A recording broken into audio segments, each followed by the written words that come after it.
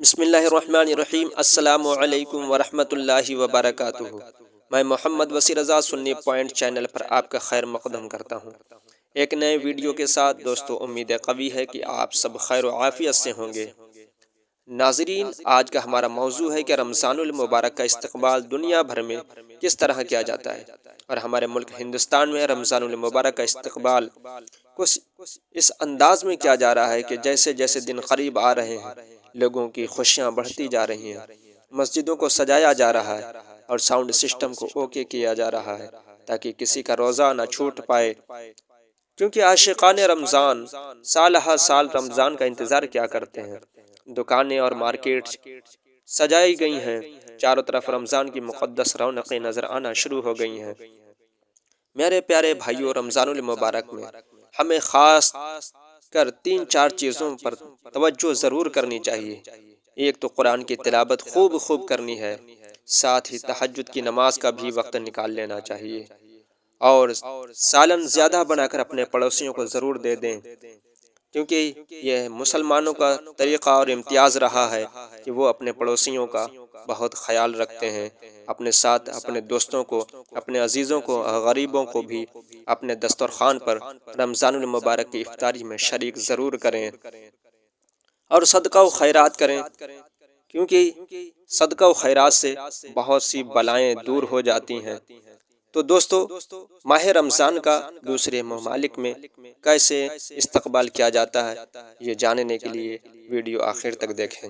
ماہ رمضان کا استقبال دنیا بھر میں کس طرح ہوا کرتا تھا اور آج جدید دور میں ہم کیسے کرتے ہیں، اور چند ممالک میں آج بھی کیسے کیا جا رہا ہے، سماعت فرمائیں۔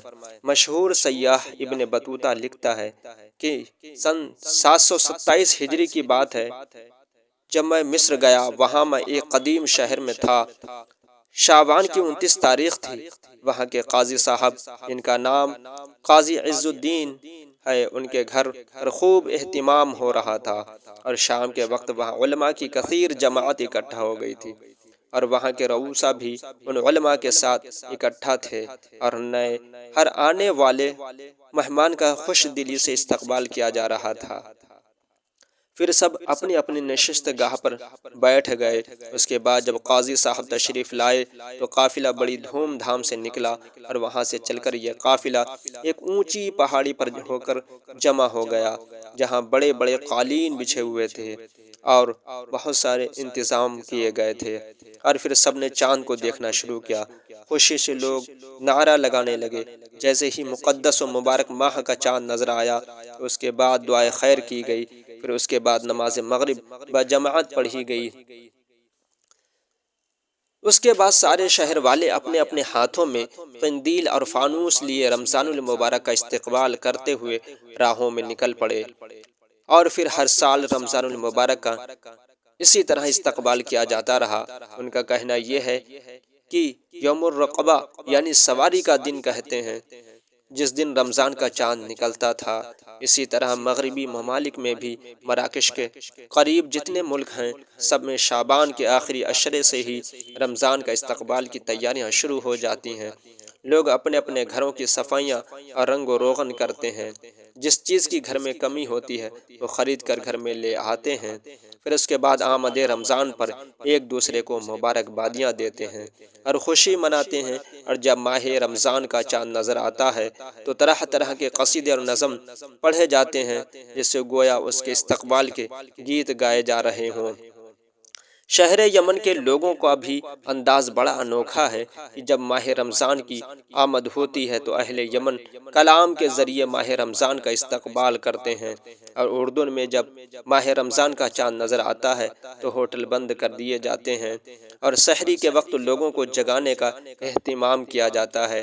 ایسے ہی مورتانیہ میں بھی جب چاند نظر آتا ہے تو اس کو دیکھنے کا اہتمام ہوتا ہے، اور جیسے ہی چاند نظر آتا ہے تو ہر طرف خوشی کی لہر دوڑ جاتی ہے اور خوش آمدید کے گیت گائے جاتے ہیں۔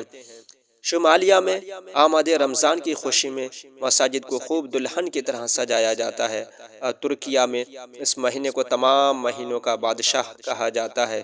پھر بادشاہوں کی طرح اس ماہ مبارک کا استقبال بھی کیا جاتا ہے۔ الغرض ناظرین کرام، انڈونیشیا کا عالم یہ ہے کہ لوگ رمضان المبارک کا چاند دیکھنے کے لیے ننگے پاؤں اپنے اپنے گھروں سے تعظیم رمضان کی خاطر چل دیا کرتے ہیں۔ راستوں میں مسجدوں کو دلہن کی طرح سجایا جاتا ہے۔ تو جناب محترم اہل ایمان کا یہ صدیوں سے طریقہ رہا ہے کہ رمضان کا خوب استقبال کریں۔ ہمیں چاہیے ہم بھی رمضان المبارک کا خوش دلی سے استقبال کریں اور آمد رمضان پر خوشیاں منائیں، لوگوں کو اس طرف توجہ دلائیں کہ اپنے پورے روزے رکھیں اور فلسطین اور سنی مسلمانوں کے خیر و عافیت کے لیے دعا ضرور کرتے رہیں۔ اللہ تعالی ہم سب کو ہر طرح کی پریشانیوں سے نجات عطا فرمائے۔ اللہ تعالی آپ سب کو خیر و عافیت سے رکھے۔ خدا حافظ۔